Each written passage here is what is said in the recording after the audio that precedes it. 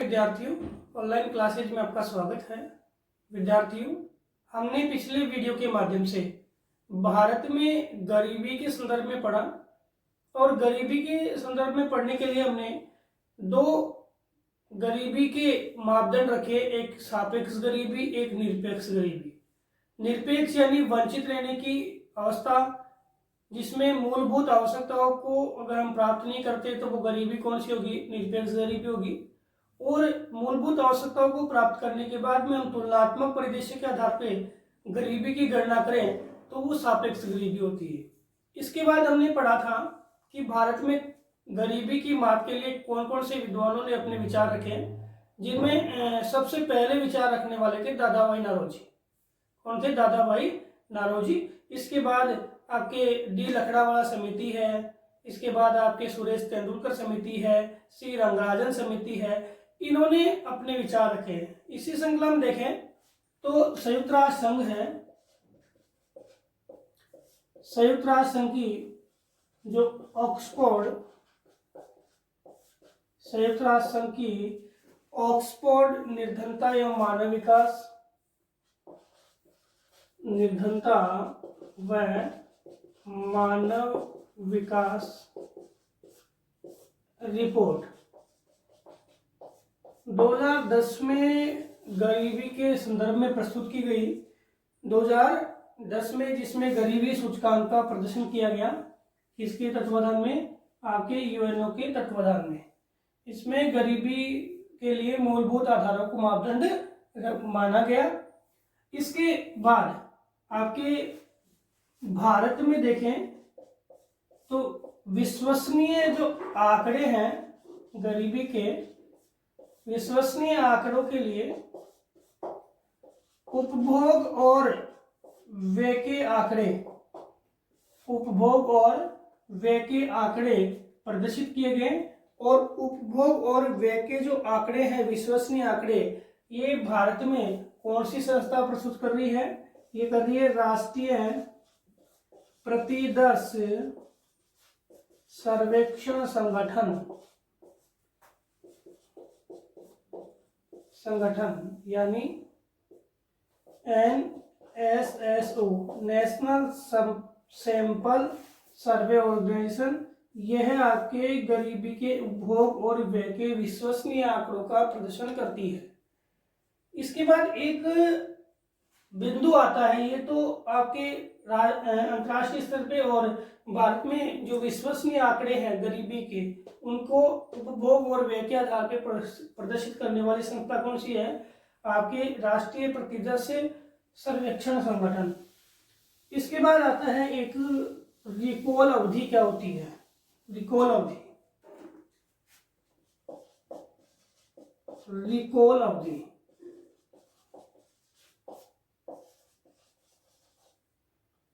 Recall period, recall period. ये recall period कौन सा होता है? देखो, सामान्य बात है कि जो गरीबी है, इस गरीबी के अनुमान के लिए जो आकलन किया जाता है, उस आकलन में आपके उपभोग और व्यय, उपभोग व व्यय दोनों को ध्यान में रखा जाता है। उपभोग को भी ध्यान में रखा जाता है और व्यय को भी ध्यान में रखा जाता है। अब उपभोग और व्यय में यहाँ पे दो आधार दे दिए। कितने आधार दे दिए? दो आधार दे दिए, एक तो यूआरपी, एक एमआरपी। देखो, यूआरपी का मतलब है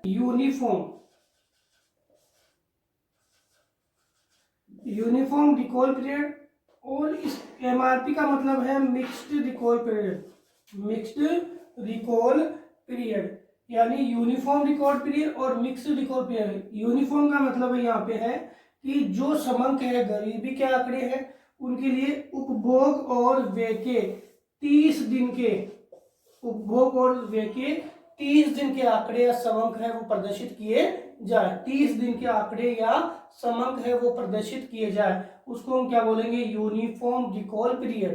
क्या बोलेंगे? Uniform record period. इसके अलावा एमआरपी जो है, इसमें केवल जो है आपके मुख्य आवश्यकताएं है उनकी बात है। यहाँ पे आपके खाद्यान्न व गैर खाद्यान्न, दोनों खाद्यान्न व गैर खाद्यान्न के आपके 30 दिन से लेके और 365 दिन के तक, यानी 1 वर्ष तक के जो खाद्यान्न और गैर खाद्यान्न के उपभोग और व्यय को क्या है प्रदर्शित किया जाता है, उपभोग और व्यय के समंकों को प्रदर्शित किया जाता है। ये कौन सी है, मिक्स रिकॉल पीरियड। ये कितना होता है 30 दिन से लेके और 365 दिन तक।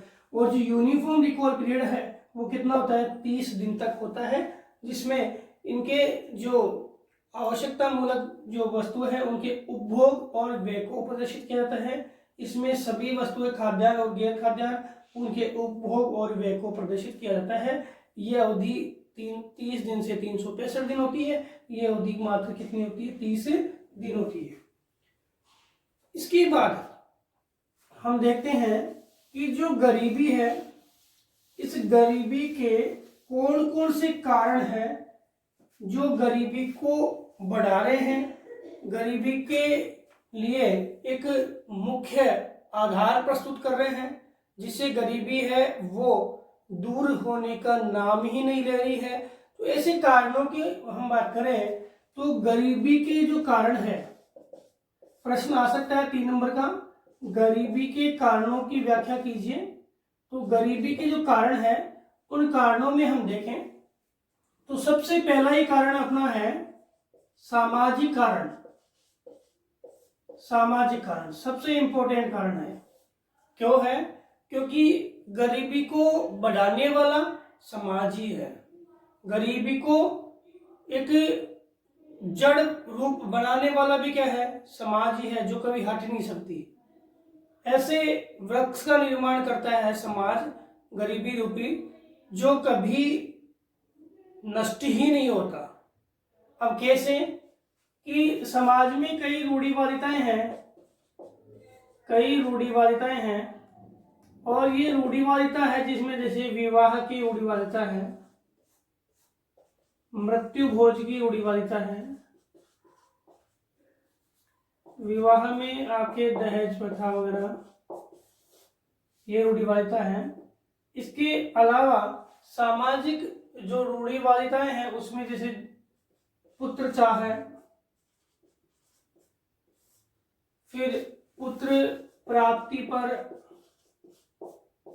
विशेष फंक्शन करना, ये काफी सारी रूढ़िवादिताएं हमारे समाज में है, जिसके कारण देखो यहाँ तो जनसंख्या वृद्धि हो रही है। अब जनसंख्या वृद्धि हो रही तो समाज, हमारे पास में संसाधन क्या है, सीमित है, और जनसंख्या बढ़ेगी तो कई अपनी जनसंख्या के कारण क्या है बंटवारे हो जाएंगे। गरीब के पास में इतनी संपत्ति है उसके भी कई बंटवारे हो जाएंगे। तो मृत्यु भोज, विवाह है, पुत्र प्राप्ति, एक जो रूढ़िवादिता है, इनके कारण गरीब है वो अपने जो आजीविका संसाधन है उनको क्या करता है, लगाता रहता है। उसके पास में आगे अपने विकास के लिए कुछ भी नहीं रहता, और इन रूढ़िवादिताओं के कारण है गरीब और भी गरीब होता चला जाता है, और लगातार वह अपनी पिछड़ी अवस्था में क्या है जीवन जीता ही रहता है। ये सबसे बड़ी समस्या है। कौन कौन सी रूढ़िवादिता है आपके, जिसमें रूढ़िवादिताओं में विवाह है, मृत्यु है, पुत्र चाह है। इसके अलावा एक विद्वान है जिनका नाम है रेनगार या लेना आ सकता है इसका, रेनगार नेस्के। विद्वान का नाम क्या है, रेगनार नेस्के। और रेगनार नेस्के ने क्या कहा गरीबी के संदर्भ में, इन्होंने कहा कि गरीबी है एक ऐसी अवस्था है जिसमें व्यक्ति अपने मूलभूत सुविधाओं को प्राप्त करने में असमर्थ रहता है, वो अवस्था है गरीबी है। और गरीबी है वो ही गरीबी का कारण है। गरीबी गरीबी का कारण है, और गरीबी ही क्या है, गरीबी का परिणाम भी है। यानी गरीबी का कारण भी गरीबी है और गरीबी का परिणाम भी क्या है, गरीबी है। ये किसने कहा, रेगनार नेस्के ने। किसने कहा, रेगनार नेस्के ने कहा कि गरीबी एक ऐसा दुष्चक्र है जो व्यक्ति है, जो समाज है, जिस इस दुष्चक्र में फंस गया तो वह बाहर नहीं आ सकता, क्योंकि वह, अब जैसे सामाजिक रूढ़िवादिताओं में देखें तो कई ऐसे स्रोत है जिसमें जो किसान है वो क्या करेगा, इनमें क्या करेगा, ऋण लेगा, फसल उधर खराब हो गई, ऋण चल रहा है, आजीवन क्या है वो गुलाम भी रहता है। कई कई क्षेत्र ऐसे हैं जहां पे आजीवन किसान को या आजीवन गरीब परिवार को क्या है, गुलामी की जंजीरों में जीना भी पड़ता है।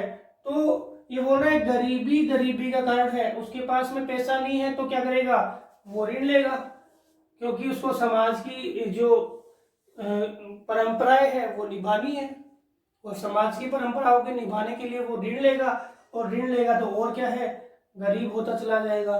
तो गरीबी का कारण भी गरीबी है और गरीबी का परिणाम भी गरीबी है। और इसने कहा कि ऐसा दुष्चक्र है जिससे बाहर निकलना बहुत ही कठिन कार्य है। किसने कहा, रेगनार नेस्के ने।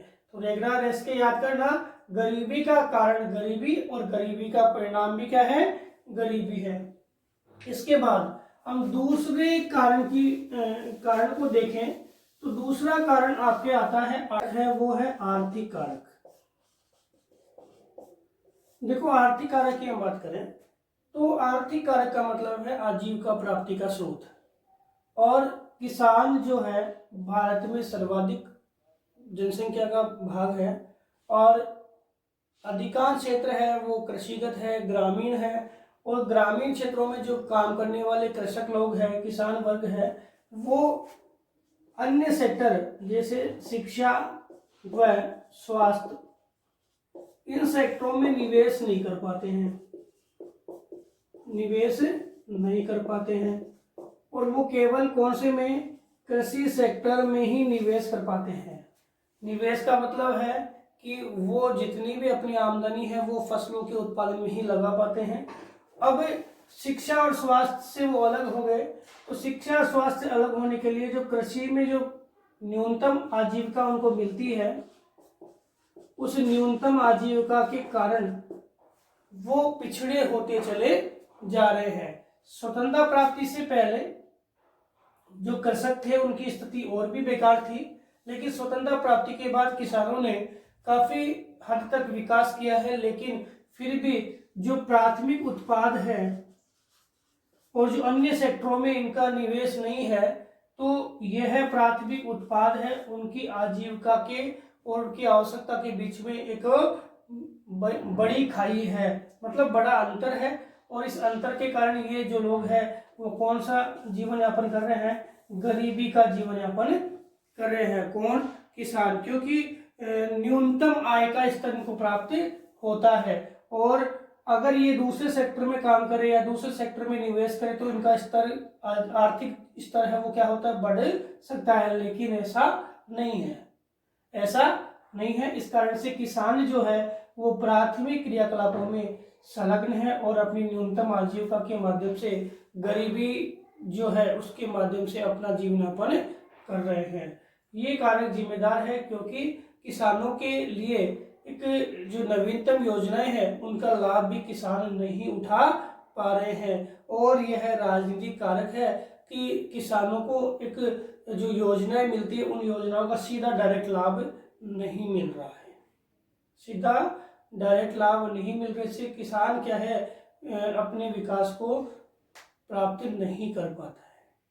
तो ये कारण भी है जिसके कारण किसानों का विकास नहीं हो पाता और किसान जो है वो गरीबी की जिंदगी जीते हैं। इसके अलावा और भी जो वर्ग है, भाई किसानों की बात हम करें, किसानों के अलावा और वर्ग है वो भी क्या है, वो अपने आजीविका स्रोतों की प्राप्ति नहीं कर रहे, रोजगार अवसरों को प्राप्त नहीं कर पा रहे, तो वो भी कौन सी जिंदगी जी रहे हैं, गरीबी। जो उनको आवश्यकता है, जो उनको काम मिलना चाहिए वो काम है वो मिल नहीं पाता है, जिसके कारण वो भी गरीबी की जिंदगी जीते हैं। इसके बाद तीसरा कारक है राजनीतिक कारक। तो राजनीतिक कारक बड़ा ही महत्वपूर्ण कारक है। क्यों है? क्योंकि देश की सरकार है, देश की सरकार है अपने वोट बैंक के लिए लोगों को गरीबी की जंजीरों से दूर करने के लिए कई प्रकार के प्रयास प्रलोभन देती है। ये हर सरकार ही देती आई है। सबसे पहले आपने पढ़ा था कि 1975 में इंदिरा गांधी ने गरीबी हटाओ का नारा दिया था, गरीबी हटाओ, और गरीबी उन्मूलन की योजनाएं चलाई थी। लेकिन अब देखो 1975 की जो 5वीं पंचवर्षीय योजना है, कौन सी पंचवर्षीय योजना? 5वीं पंचवर्षीय योजना है। इस 5वीं पंचवर्षीय योजना से कई प्रकार की योजनाएं चल रही है, किसकी? गरीबी उन्मूलन की। लेकिन 6वीं, 7वीं, 8वीं, आज 12वीं पंचवर्षीय योजना में भी गरीबी उन्मूलन के लिए योजनाएं बनाई जा रही है। फिर भी देश की गरीबी है वो दूर नहीं हो रही। क्यों? क्योंकि योजनाएं बन रही है वो एक प्रपत्रों के माध्यम से, वो वास्तव में जो जनता है उस तक योजनाओं का लाभ नहीं पहुंच रहा, और जनता तक योजना का लाभ नहीं पहुंचने से लोग जो है वो गरीबी की जंजीरों से नहीं मुक्त हो रहे। ये 1975 से चल रहा है और अब तक ये चल रहा है। लेकिन वर्तमान सरकार है, क्योंकि गरीबों को सीधा नहीं मिल रहा, गरीबों को जो गरीबी की योजनाओं का लाभ है वो सीधा नहीं मिल रहा, जो भी सरकार द्वारा अनुदान दिया जा रहा है वो भी सीधा नहीं मिल रहा। तो वर्तमान सरकार ने क्या किया है कि एक योजना लागू की है, प्रत्यक्ष लाभ स्थानांतरण। कौन सी योजना? प्रत्यक्ष लाभ स्थानांतरण।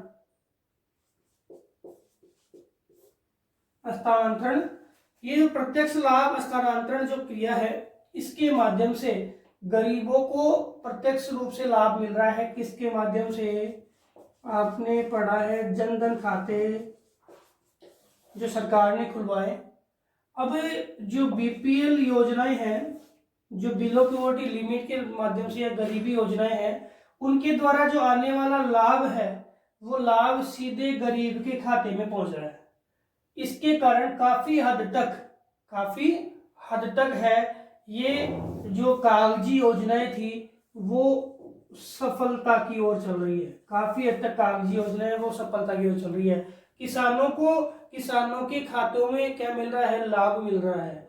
गरीबों के खाते में क्या है? लाभ मिल रहा है। जो भी स्कीम चल रही है, जो भी योजना चल रही है, अब इन योजनाओं के अंदर हम देखें तो आपके एक जो राजनीतिक जो हस्तक्षेप है वो प्राय क्या हो गया है? कम हो गया है। क्या हो गया? राजनीतिक हस्तक्षेप जो भी है वो क्या हो गया है?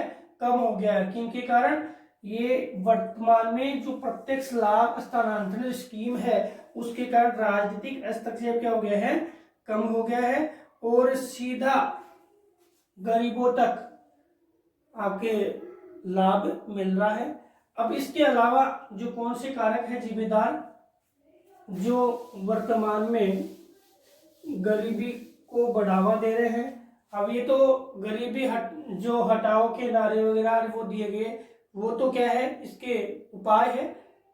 लेकिन राजनीतिक कारक में क्या है कि लाभ गरीबों के लिए आता है और नेता है बीच में, वो क्या करते हैं? उस लाभ को अपने भ्रष्टाचार रूपी दलदल के कारण क्या है? प्राप्त कर लेते हैं, और गरीब का गरीब रह जाता है। गरीब का गरीब रह जाता है। ये कौन सा कारक है? राजनीतिक कारक। लाभ जिनको मिलना चाहिए उनको मिलता नहीं है, और लाभ है वो कौन लेते हैं? जो बहुत पहले से अमीर है। यही क्या है? राजनीतिक कारक है।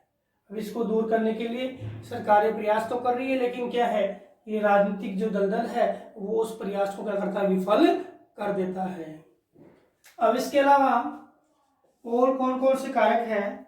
इन कारकों में हमारे देखो शिक्षा का निम्न स्तर है जो एक सबसे महत्वपूर्ण कारक माना जाता है। शिक्षा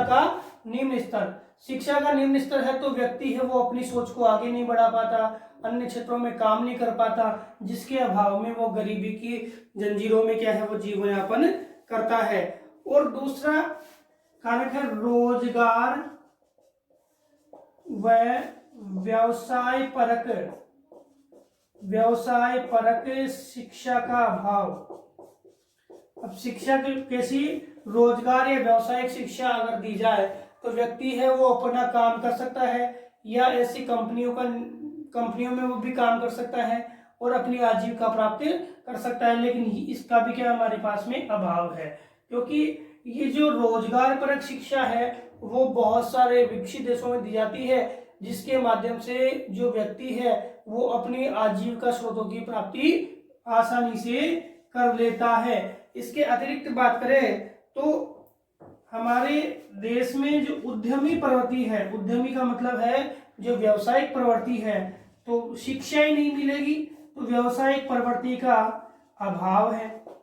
उद्यमी प्रवृत्ति का क्या है, अभाव है। तो शिक्षा ही नहीं मिलेगी तो क्या होगा, शिक्षा ही नहीं मिलने से हम उस क्षेत्र में काम कर ही नहीं पाएंगे। हमें व्यावसायिक शिक्षा नहीं मिल पाती है तो हमें व्यावसायिक प्रवृत्ति जो है उसका अभाव रहेगा हमें, और हम क्या नहीं कर पाएंगे, अपने उन क्षेत्रों के रोजगारों की प्राप्ति नहीं कर पाएंगे जिन क्षेत्रों में देश का विकास है और हमारा विकास है। इसके अलावा बात करें कि हमारी जो आधारभूत संरचना है, सबसे मेन बात ये आती है कि आधारभूत संरचना हमारी क्या है, कमजोर है। हमें पर्याप्त संसाधन है वो नहीं मिल पाते हैं, और पर्याप्त संसाधनों के अभाव में हम अपना विकास नहीं कर पाते हैं। इसके अलावा आधारभूत संरचना हमारी कमजोर है तो हमारे पास में क्या है, पूंजी का अभाव भी है। क्या है, पूंजी का अभाव भी है, और पूंजी के अभाव के कारण हम अपने किसी भी क्षेत्र में निवेश नहीं कर पाते, क्योंकि हमें आवश्यकता किसकी है, हमें आवश्यकता मूलभूत आवश्यकताओं को पूरा करने की है, और हमारे पास में पूंजी इतनी है कि हम मूलभूत आवश्यकताओं को पूरा करें। हम दूसरे सेक्टर में पूंजी लगा करके और अपने विकास की बात सोच ही नहीं सकते, क्योंकि हमारे पास में आधारभूत संरचना का अभाव भी है। और इसके अतिरिक्त हम बात करें तो सबसे महत्वपूर्ण है कि हमारे पास में सबसे महत्वपूर्ण है स्वास्थ्य सुविधाओं का अभाव भी है। स्वास्थ्य सुविधाओं का अभाव भी है। अब कहा भी गया है कि अगर कोई देश स्वास्थ्य और शिक्षा पे ज्यादा खर्चा करता है, स्वास्थ्य और शिक्षा पे ज्यादा खर्चा करता है, तो देश में स्वास्थ्य और शिक्षा का एक अच्छा स्तर अगर बढ़ जाता है तो उस देश का मानव संसाधन किसका रूप ले लेगा, मानव पूंजी का रूप ले लेगा। मानव संसाधन किसका रूप ले लेगा, मानव पूंजी का रूप ले लेगा। और मानव पूंजी है वो क्या करेगी, मानव पूंजी क्या करेगी, वो देश के विकास में सहायक होगी। तो विद्यार्थियों, गरीबी के कारणों में देखो सबसे महत्वपूर्ण कारक तो सामाजिक कारक है, इसी कारण के पीछे सारे कारक है। दूसरा कारक आर्थिक कारक है, देश में अर्थव्यवस्थाओं के विकास का एक सही व्यवस्थित स्वरूप नहीं होने के कारण देश में गरीबी की जो स्थिति है वो वैसे की वैसे बनी हुई है, बहुत कम इसमें बदलाव आया है। राजनीतिक कारक में जो राजनेता है वो केवल चुनावी माहौल के लिए, चुनाव के लिए या वोट बैंक की राजनीति के लिए गरीबी योजनाएं बनाते हैं और बाद में उन योजनाओं की प्राप्ति भी क्या है वो स्वयं ही कर लेते हैं, और गरीब है वो गरीब का गरीब रह जाता है। शिक्षा का अभाव है, रोजगार की जो व्यावसायिक शिक्षा है उसका अभाव है, उद्यमी प्रवृत्ति का अभाव है, आधारभूत संरचना हमारे पास में कम है, पूंजी का अभाव है, स्वास्थ्य सुविधाओं का अभाव है। ये सारी जो अभावग्रस्त जीवन रेखा है उसके कारण भारत में गरीबी है वो लगातार बनी हुई है। इसके बाद हम देखें कि गरीबी के कौन कौन से उपाय हैं, कौन कौन से उपाय हैं जो गरीबी को दूर कर सकते हैं। तो उन उपायों में सबसे पहला उपाय तो आपके है, उपायों में सबसे पहला उपाय है शिक्षा व स्वास्थ्य सेवाओं में वृद्धि करना। शिक्षा और स्वास्थ्य सेवाओं में क्या करना, वृद्धि करना, क्योंकि शिक्षा और स्वास्थ्य में कोई देश अगर ज्यादा मात्रा में निवेश करता है तो मैंने अभी आपको बताया कि वहां का मानव है वो क्या बढ़ जाएगा, मानव पूंजी बढ़ जाएगा, क्योंकि वो ज्यादा मात्रा में श्रम कर पाएगा। और बहुत ही अच्छी तकनीकी के माध्यम से श्रम कर पाएगा, और जिसके कारण देश की अर्थव्यवस्था में, देश की आर्थिक स्थिति में क्या आएगा, सुधार आएगा। जैसे विश्व के विकसित देश मैंने बताया अभी, जापान, अमेरिका, ब्रिटेन, इन देशों की बात करें तो स्वास्थ्य और शिक्षा जो सुविधाएं हैं उनमें सर्वाधिक खर्च करते हैं लोग, जिसके कारण यहाँ के जो मानव है वो सर्वाधिक कार्य करने में क्या होते हैं, समर्थ होते हैं, और सर्वाधिक कार्य करने में समर्थ होंगे तो अधिक पूंजी की प्राप्ति उनको होगी और ये आर्थिक स्थिति को मजबूत करेगी। तो पहला हमारा उपाय है कि हम शिक्षा और स्वास्थ्य सेवाओं में सर्वाधिक मात्रा में वृद्धि करें। प्रत्येक व्यक्ति, चाहे वो ग्रामीण है चाहे वो गरीब है, सब तक शिक्षा और स्वास्थ्य की सुविधाओं का प्रसार होना चाहिए। जब हम क्या कर पाएंगे, इस गरीबी की जंजीरों को हम अपने देश से दूर कर पाएंगे। दूसरे उपाय की बात करूं तो देश में कोई सा भी सेक्टर हो, कोई सा भी क्षेत्र हो, चाहे वो आपके रोजगार के क्षेत्र हो या किसी भी ग्रामीण एरिया हो या पिछड़ा क्षेत्र हो, उनमें रोजगार के अवसरों में वृद्धि की जाए। रोजगार के अवसरों में वृद्धि की जाए, सबसे मेन बात इसमें रोजगार के अवसरों में वृद्धि की जाए। और रोजगार के अवसरों में वृद्धि कैसे की जाएगी? अब आप बोल रहे हो कि साहब सबके सब अप्रशिक्षित है, तो उनको क्या किया जाए, स्वरोजगार के लिए प्रशिक्षित किया जाए, प्रशिक्षित किया जाए। और अगर फिर भी कोई ऐसे है जो अप्रशिक्षित है, अकुशल है, उनके लिए भी रोजगार सृजन किया जाए, रोजगार सृजन किया जाए। जैसे हमने किया है नरेगा, ये अकुशल लोगों के लिए है, जो लोगों को 100 दिन का रोजगार कृषि क्षेत्रों में, यानी कृषि क्षेत्रों में लोगों को 100 दिन का रोजगार दिया जाए। और जहां बिल्कुल सूखा अकाल है वहां पे 150 दिन के रोजगार की क्या है, प्रावधान है। तो रोजगार के लिए लोगों को प्रशिक्षित किया जाए, स्वरोजगार के लिए उनको ऋण दिया जाए, रोजगार अपने किसी भी रोजगार स्रोत है उसका निर्माण करने के लिए, उसके निवेश के लिए उनको ऋण भी दिया जाए। साथ ही साथ उनको अगर रोजगार के स्रोत है, रोजगार के माध्यम है या कोई ऐसे आर्थिक स्रोत है, उनमें उनको रोजगार भी उपलब्ध करवाया जाए जिस क्षेत्र में उन्होंने प्रशिक्षण प्राप्त किया है। इसके अलावा अकुशल लोग हैं तो उनको भी रोजगार मिलना चाहिए। तो ऐसे रोजगार के अवसरों में वृद्धि की जाए तो गरीबी को हम क्या कर पाएंगे, दूर कर पाएंगे। इसके अलावा देखो, रोजगार और शिक्षा ये दो ही चीज है। शिक्षा और स्वास्थ्य होगा तो रोजगार करेंगे।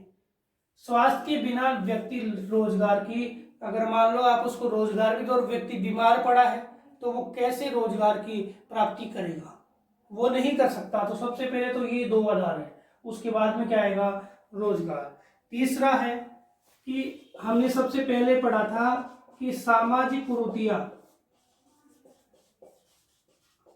कुरीतियों को कम करना, सामाजिक कुरीतियों को क्या करना, कम करना। अब हमने पढ़ भी लिया और रोजगार के स्रोत भी मिल गए, व्यक्ति आजीविका भी कमाने लग गया, लेकिन यहाँ पे हमारे सामाजिक कुरीति जिसे पढ़ा था, विवाह है, आपके मृत्यु भोज है, पुत्र चाह है, पुत्र जन्म पे काफी कुछ प्रोग्राम करना है, यानी XYZ जो भी अपनी कुरीतियां है, उन कुरीतियों को हम कम करें तो हो सकता है काफी हद तक हम जो अपने धन को अपने सही कार्यों में उपयोग कर सकेंगे, जिससे क्या होगा, गरीबी की जो रेखा है उसको दूर करने के लिए हम एक सफलतम कदम की ओर बढ़ सकते हैं, एक सफलतम प्रयास की ओर आगे बढ़ सकते हैं।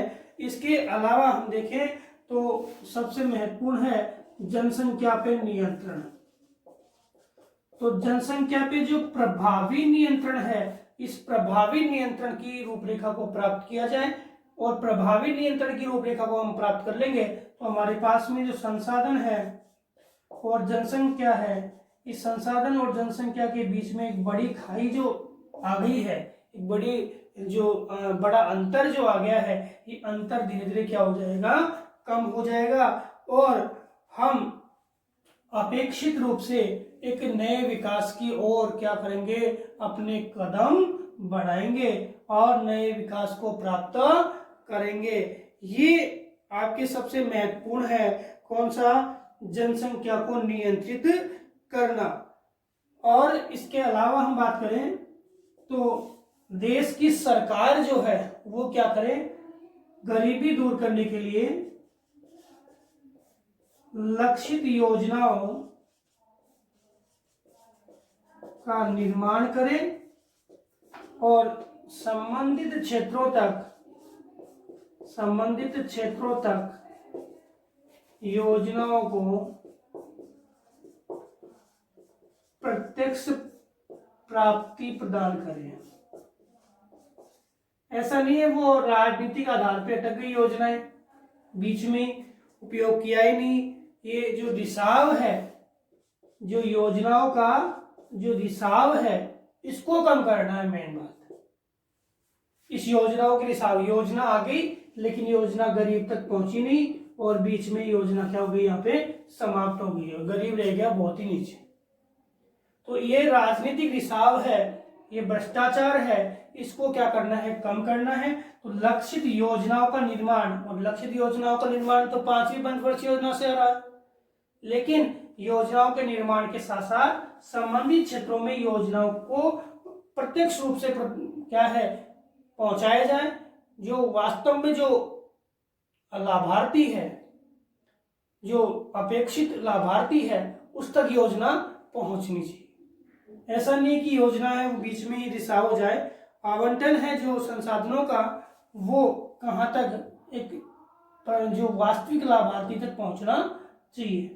तो विद्यार्थियों की ये कारण है जिनके कारण जो हमने जनसंख्या में गरीबी जो है पढ़ी थी कि गरीबी कौन कौन से कारणों से होती है, उस गरीबी की रूपरेखा को अगर हम इन कारणों के आधार पे दूर करने की कोशिश करें तो काफी हद तक जो गरीबी की रूपरेखा है उसको हम दूर कर सकते हैं और देश गरीबी को दूर करने के सफलतम प्रयास को प्राप्त कर सकता है, जिसमें शिक्षा, स्वास्थ्य सुविधाओं में वृद्धि हो, रोजगार के अवसर, सामाजिक कुरीतियां कम करें, जनसंख्या पर नियंत्रण करें और सबसे महत्वपूर्ण है कि जो योजना है जो गरीबों के लिए बनाई जा रही है वो योजना वास्तविक लाभार्थी तक पहुंचे, तो हम क्या कर सकते हैं, गरीबी को दूर कर सकते हैं।